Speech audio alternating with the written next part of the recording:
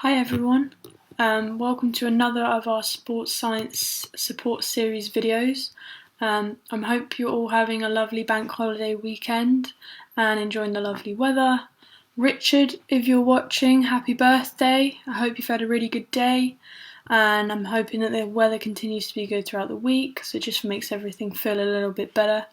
Today I'm going to be talking about self-talk and ways that you can use it and utilize it, not just for swimming but in general life as well, and also with both training and competition. So without further ado, effective use of self-talk. So what is self-talk? So all day long you'll have a running dialogue with yourself in your mind.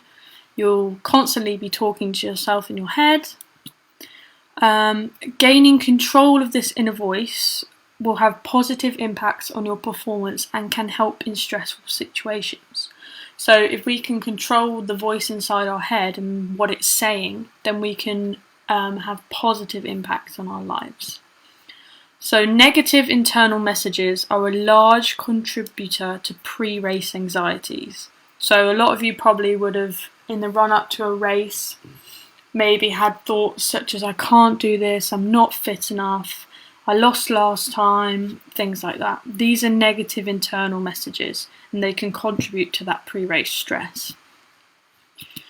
Research has shown that athletes using positive self-talk will likely decrease anxiety, improve their concentration, and in the end, perform better.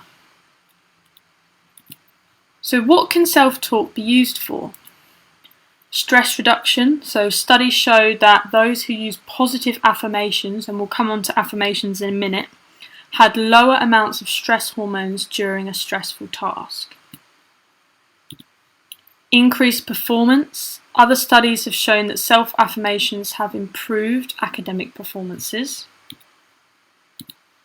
And avoiding distractions. Swim meets are loud and busy places. It can be hard to concentrate behind the block. There's lots going on. You've got other swimmers, officials, announcements, things like that. Self-talk can keep you focused and block out these external distractions. So it can be used to try and regain focus behind the block. So moving on now to affirmations. So task-specific self-talk or skill development has been shown to be most effective in enhancing performance. So when you're trying to learn something new or you're trying to get something right, affirmations that are relevant and directly linked to that task will have positive effects. So the most effective type of this self-talk is affirmations. They are personal phrases that are repeated over and over in order to influence our subconscious mind. So our subconscious mind is the one that we do not have direct control under. They are phrased in the present tense and are simple, emotive and productive. They open the athlete's mind to possibility. So some examples. I am confident in my ability. I am fit, I am fast, I am confident. I love the challenge.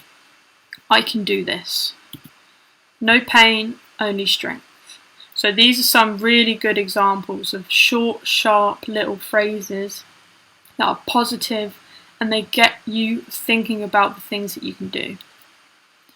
So you've got to keep them short, sharp, like I said, but also easy to remember. If it's something long and easy to forget, you're less likely to want to say it. So it's got to be short and memorable. There are 4 specific categories of performance-based self-talk.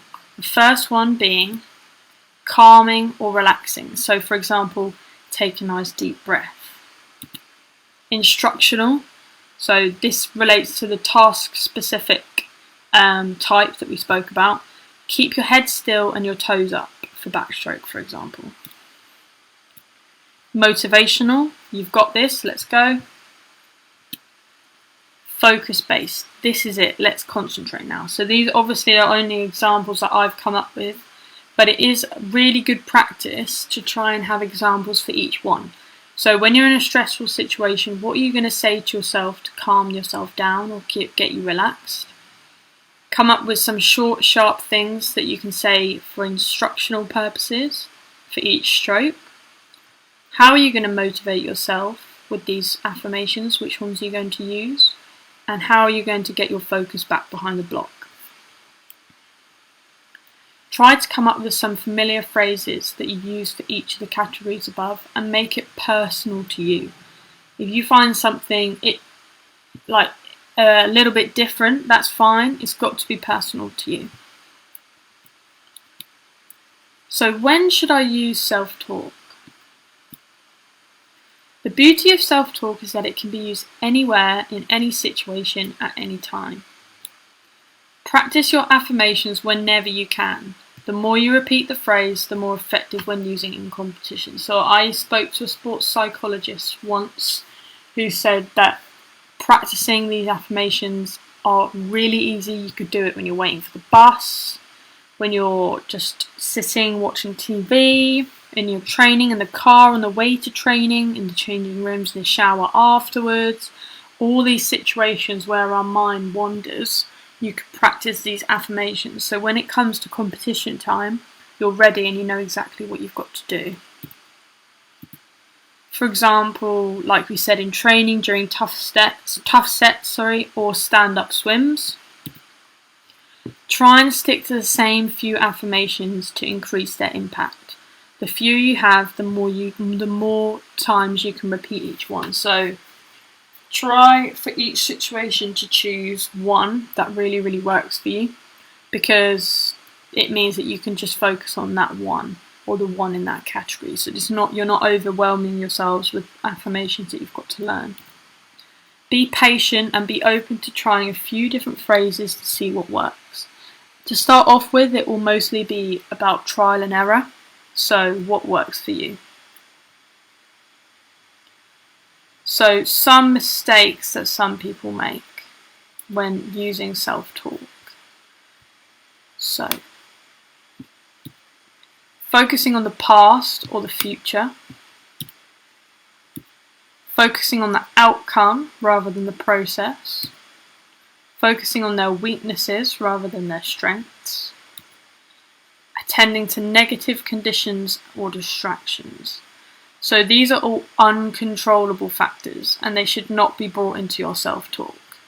Okay, you should stick to what you can control, stick to what you know, and use this as a positive way to try and overcome the things above. Okay, so a lot of people will, like I said before, say things such as, well, last time it didn't go very well. What if I don't win? What if I don't come third? What if I don't come second? What if I don't come first? Things like that. The blocks are wobbly, the flags aren't in the right place, things like that. These are all uncontrollable things. So how do we turn these negatives into positives? So a lot of you might have heard of mindfulness, and they talk a lot about these positive mantras. So for example, I'm not very good at this, turning to I'll give it 100%. I can't do this. Now this is a popular one. When someone says I can't do this, a lot of coaches or teachers will say you haven't been able to do this yet. So that focus on the fact that you haven't done it yet, but you will, rather than the fact that you just haven't been able to do it. So I haven't been able to do this yet, but I'm enjoying the challenge. I'm worried I'll mess up. I trust my training and myself. Everyone is watching. I have the chance to prove myself. I'm slow off the start. I've been working hard on nailing my starts. So don't say anything to yourself that you wouldn't say to someone else, because if it's likely to be negative to someone else, it's definitely going to be negative to you. So keep it based around what you would say if someone else was in your position.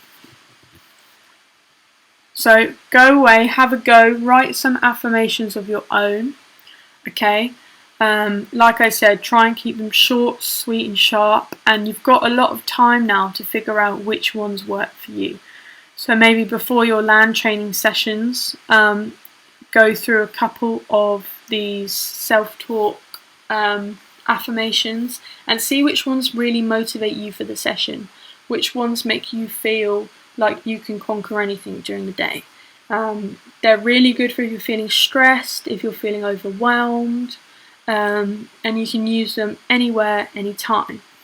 Okay, so please keep watching the videos. I hope you've enjoyed this one, and I'll be here next Monday for what I believe to be my last video. And I will see you all then. Thank you, bye.